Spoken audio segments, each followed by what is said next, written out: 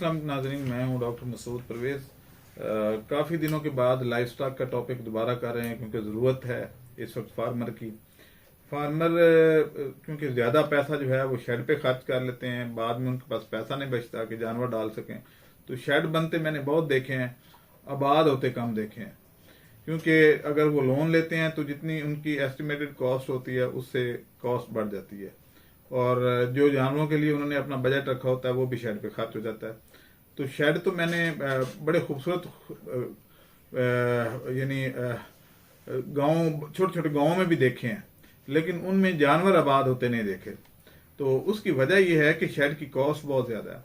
दूसरी वजह यह है कि जो शेड हम लोग बनाते हैं ये लोहार बनाते हैं या ठेकेदार बनाते हैं, तो ये आम तौर पे उस चीज से आरी होते हैं जो एनिमल की रिक्वायरमेंट है। वेटनरी साइंसेज का कोई ग्रेजुएट इस वक्त मेरी नज़र में नहीं है जो शेड बना रहा हो, क्योंकि ये काम तो उनका था।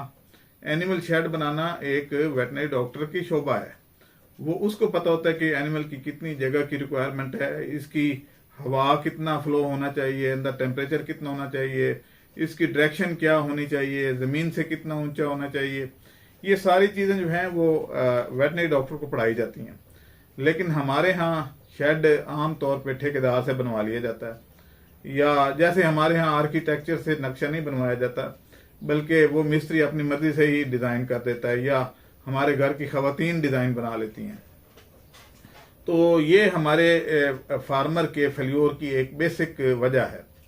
अब शेड कैसा होना चाहिए, कुछ हमने जो शेड पिछले साल बनाए हैं या अभी तक बना रहे हैं उनके कुछ फोटोग्राफ आप इस वीडियो में देख सकते हैं, तस्वीरें भी देख सकते हैं कि इनके बेनिफिट क्या है। एक तो ये चीप है, यानी शेड का रेट कितना है, 225 रुपए पर मुरब्बा फुट या स्क्वायर फुट। तो इतना सस्ता शेड कोई और नहीं बना सकता।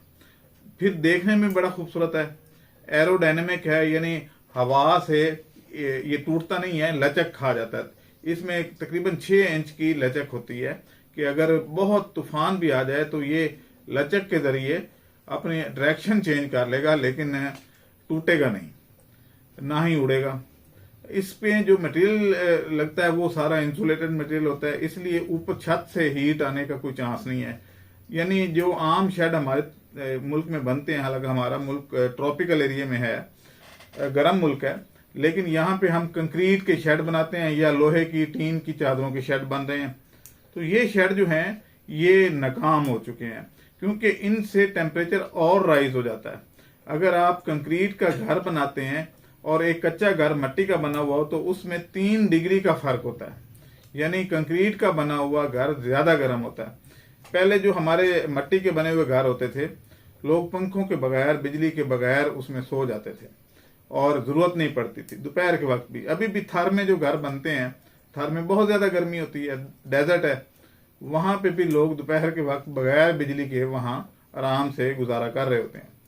यही चीज समझाने वाली है कि फार्म में एनिमल को भी ज़्यादा ठंड की जरूरत है, क्योंकि एक खास टेम्परेचर पे उनकी परफॉर्मेंस बेहतर आती है, वो हेल्दी रहते हैं। तो हमारे यहाँ उस चीज को नजरअंदाज करके खूबसूरती पे ज्यादा जोर दिया जाता है, या उसकी जो कंक्रीट का स्ट्रक्चर बनाने पे ज्यादा उसमें सरिये वरिये डाल के और ऐसे बनाया जाता है जैसे वो क्या शेर है कि समान 100 बरस का पल की खबर नहीं। जैसे वो कोई 8-10 सदियां उसने रहना है, और इतनी मजबूत बिल्डिंग, इतनी मजबूत तो ताजमहल भी नहीं बना जितना हमारे यहाँ शेड बन रहा है। तो अब यह है कि इस तरीके से पैसे का ज़या हो जाता है और जानवर को भी नुकसान होता है। अब जो शेड हम बनाते हैं इसमें एक तो ऑर्गेनिक मटेरियल इस्तेमाल होता है, इनऑर्गेनिक इंसुलेशन शीट्स भी इस्तेमाल होती हैं, ये वाटरप्रूफ भी है। इसमें अगर आप पंखा ना भी लगाएं, चारपाई डाल के बैठते हैं, खुद अपने आप को आप इसमें फील करें तो इसमें हवा खुद ब खुद आती है। वजह यह है कि ये शेड एरोडायनेमिक है, यानी गुलाई में है। हवा साइडों से ठंडी हवा अंदर होती है, जाती है और ऊपर उठती है, और ऊपर से क्योंकि गुलाई में है तो एक साइड से हवा निकल जाती है, लेकिन हवा छत से क्योंकि हीट नहीं आ रही, छत ऑर्गेनिक मटेरियल की और इंसुलेटेड है, तो इस वजह से ये टेम्परेचर 3 से 4 डिग्री दूसरे शेडों की निस्बत ठंडा है। अब इसकी जो दूसरा ये है कि इसमें टिक्स नहीं आते। चिचड़ी एक मेजर बीमारी है जानवरों की, और टिक फीवर आपको पता है, जो लोग डेयरी फार्मिंग या लाइफ स्टॉक फार्मिंग कर रहे हैं उनको इस बात का इल्म है कि टिक फीवर कितनी खतरनाक बीमारी है। तो इसमें वो इसलिए नहीं आती कि इसके पोल जो हैं वो पॉलिश किए होते हैं, वो बहुत स्मूथ होते हैं और उनकी सतह जो है वो खुरदरी नहीं होती, जिसकी वजह से टिक्स जमीन से ऊपर क्योंकि ट्रैवल करते हैं तो वो ऊपर चढ़ ही नहीं पाते, और अगर कोई ऊपर आया हुआ है तो नीचे अगर एक दफा आ जाएगा दोबारा ऊपर नहीं जा पाएगा। और टिक्स आमतौर पे रात को अटैक करते हैं जानवर के उन हिस्सों पे जहां पे बाल नहीं होते। तो और सुबह सुबह जब मालिक आता है तो उससे पहले टिक्स अपना काम करके छुप चुके होते हैं। इसमें टिक फीवर की जो है वो भी प्रॉब्लम नहीं आती। इसके अलावा हम उसमें डस्टिंग भी कर देते हैं। डस्टिंग किससे करते हैं? असनटोल 1% सोल्यूशन।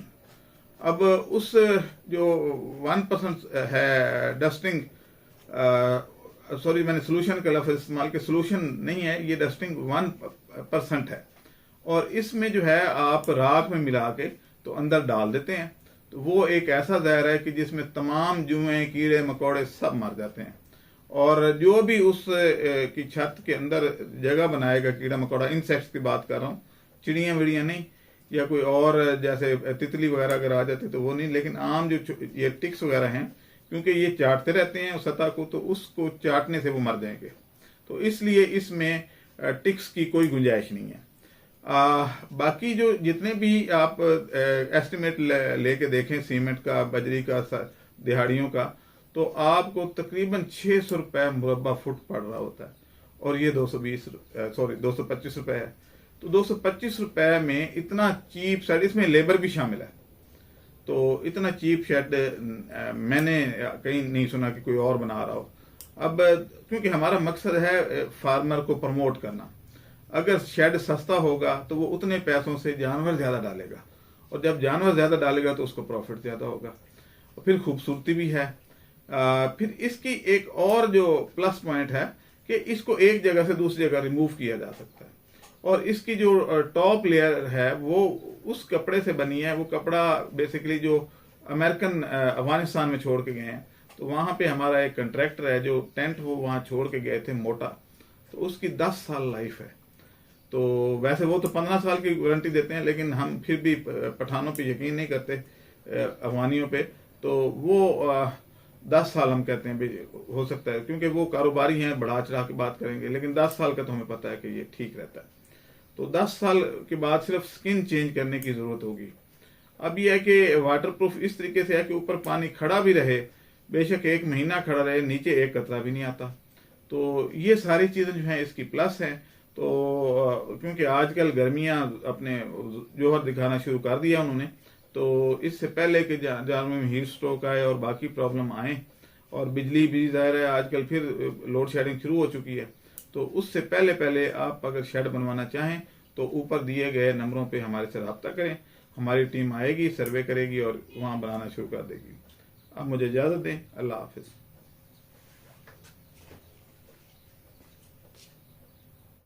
हमारे चैनल को सब्सक्राइब करें और साथ में बेल आइकन को भी दबा दें ताकि हमारी हर नई आने वाली वीडियो आप तक बआसानी पहुंच सके।